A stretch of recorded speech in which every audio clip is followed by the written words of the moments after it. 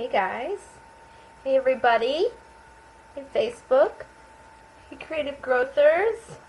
Guys, I'm going to switch up my location every single time I do a live video, so you'll just like never know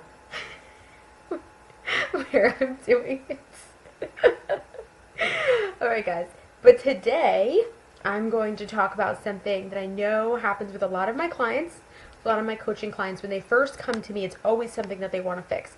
And I was dealing with this probably until up about a month ago, I would say, when I felt like I really got the hang of it, like how to turn off work mind. And I found that it was surprising because for so long I thought it was supposed to look one way or be one way, and it was just totally different than that.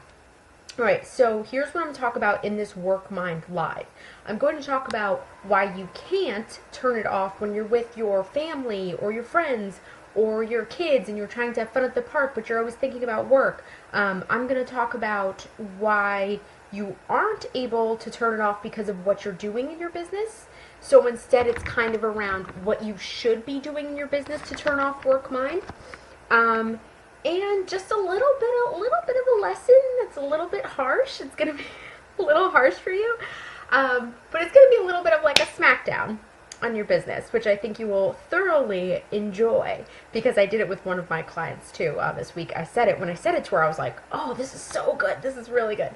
All right, so let's talk about work mind and what it looks like and if you have it. All right, so work mind is when you're with your kids, with your family, with your friends, and you are halfway there and you are halfway thinking about your Facebook, your social media, your blog post, editing a session, whatever kind of work stuff you have to do, right? Does anybody get that? Does anybody feel what I'm saying? Does anybody, even if you're watching the replay, think, this is how I feel all the time? I am half somewhere else. So I'm with my kids, I'm on my phone.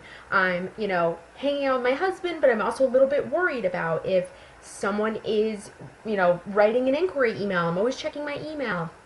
You're kind of someplace, but you always feel like work is on your mind. Yes, Christine says yes.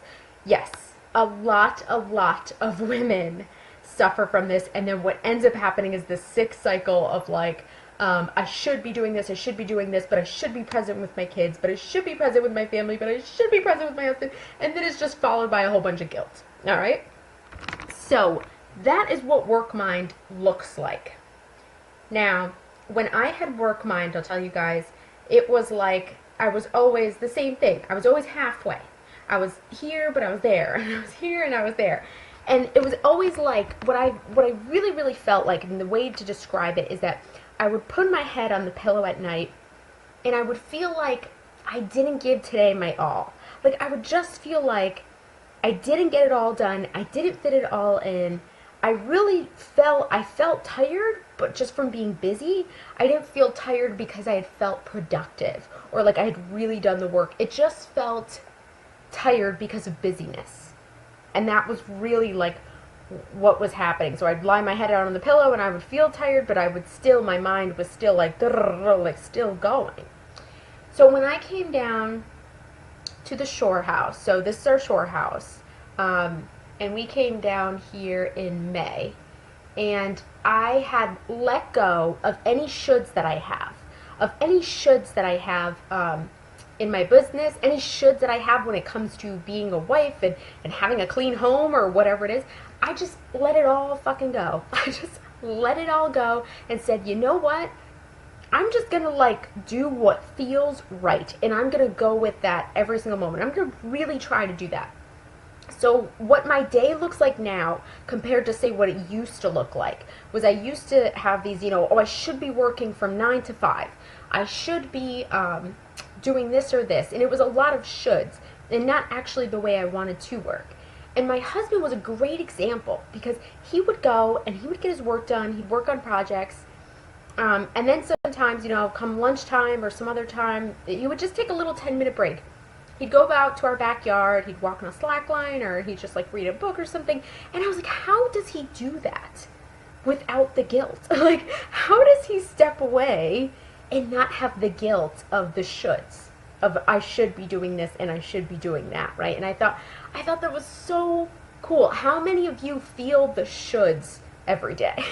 Like, I should be doing this, and I should be doing that, and I should be doing this. And I'm going to talk more about that. Do any of you feel the shoulds every single day? I should be doing this, I should be doing that, I should be doing that. Let me know in the comments, type yes if you feel that. If you feel something else, type it in the comments too. So I watched how he did that, and I said, man, I would love to feel like that. I would love to get off a client call and then just like go and take like a bike ride or something. Or I'd love to like go and schedule all my social media out and then just go and do something else, right? Like just kind of have this fluidity, I guess, and flexibility of a day. And now that's what I do. But I'm going to get why it's easier for me to have that flexibility and to feel good because I'm getting this other stuff done that I know that needs to be done. So when I lie my head down at the pillow at night, I can say I put in a productive day. All right, so I'll get to that. But for right now, my day now looks like, okay, I'll work a little and then I'll go and maybe I'll go on a bike ride, or maybe I'll go in the hot tub, or then maybe I'll read a little bit and then I'll come back and do something else, and then I'll work a little bit, and then basically what I do is I cook dinner. I try to end working, totally working, around 4 o'clock, and then I go and I cook dinner, get dinner ready or something like that, maybe clean up the house a little bit, maybe relax a little bit.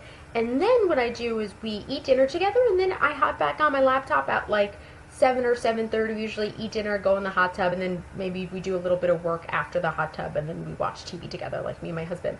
So it feels less should, and I feel less busy, but it feels good. And I'll tell you guys why.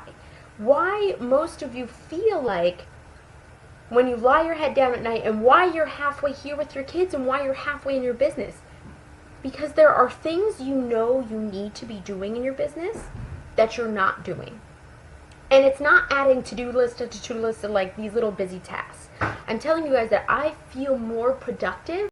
I feel more like I'm getting things done when I do the stuff that actually matters.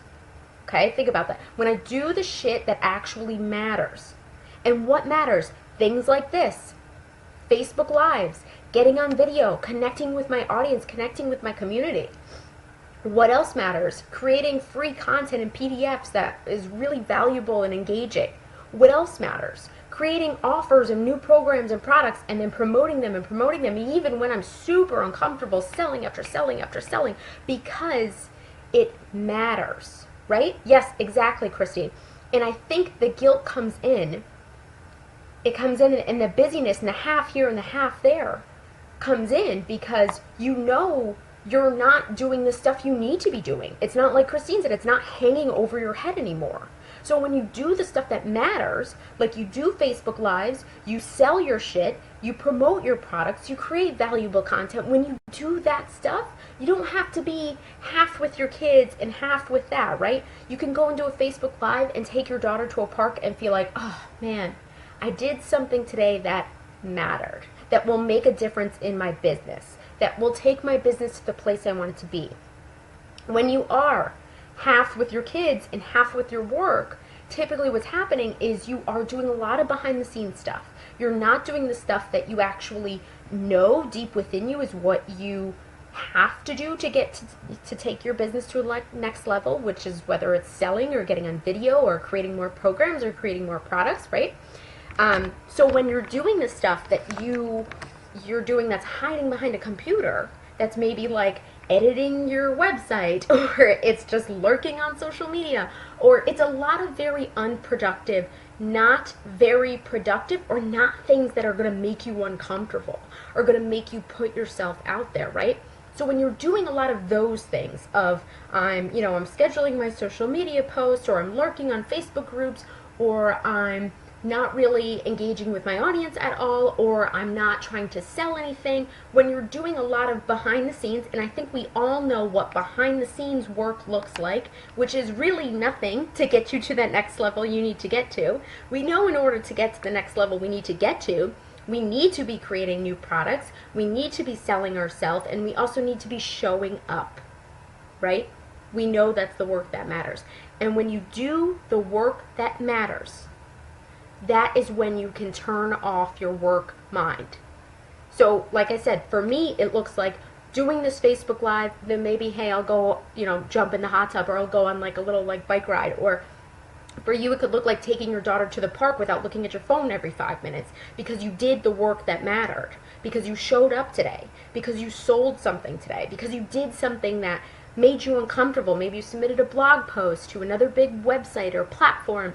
So doing that stuff is how you get to turn off your work mind, right? So doing the stuff that matters, guys. No more lurking, no more sitting behind your computer, no more sitting behind your website, because you will constantly be in this place, this kind of in-between place, right?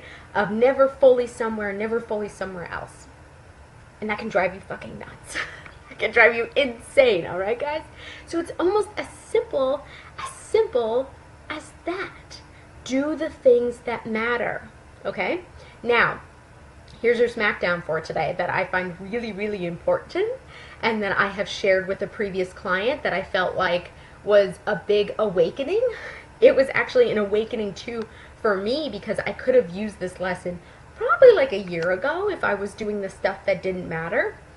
And it was because I thought for some reason, in some way, it was success, money, clients, all that stuff was in some way gonna be handed to me. In some way, I was just waiting for this big client to come in. In some way, I was just waiting for something to happen, right? Or waiting for that, that big break or whatever. It's not. Success will never be handed to you. You have to fucking take it for yourself.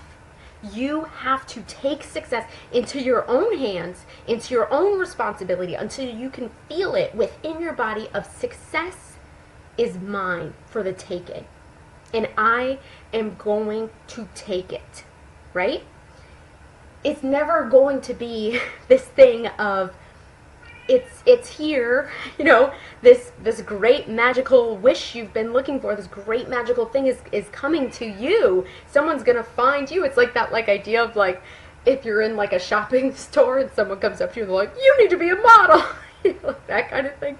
I used to have that fantasy when I was a little girl. It's like, someone's gonna come up to me, tell me I should be a model, and I'll make a lot of money, right? Right. So, and the whole idea of Prince Charming, yeah. So maybe that's where a lot of this stuff comes from for women, is that we've maybe been told by social media or by media or by someone that someone's going to come save us, and it's all going to be given to us somehow, right?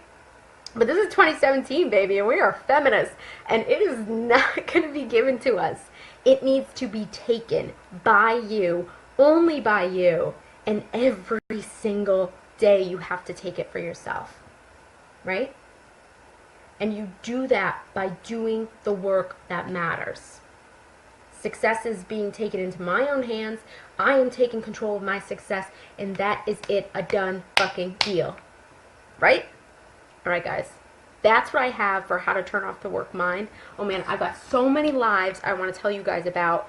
I'm going to be doing, I have a whole list on my notepad. So I'm going to be doing a whole bunch of lives. One is called The CEO versus the Worker, which I think a lot of you guys are all the workers in your business and you don't act like the CEO. Definitely doing that live. Another live I'm doing is Why You Need a Budget. Another live I'm doing is How You Can Raise Your Prices. Another live I'm doing is Upper Limiting, how you upper limit on money, love, success, all that stuff. Definitely exists within a lot of you guys. And there's another one I'm doing, but tell me which one you want to see the most. Again, CEO versus worker, upper limiting, how we set limits on love and money and success, why you need a budget, and how to raise your prices. So let me know in the comments which one you'd rather see first, and I will be back to do that one tomorrow. All right, guys. Have a good day. Bye.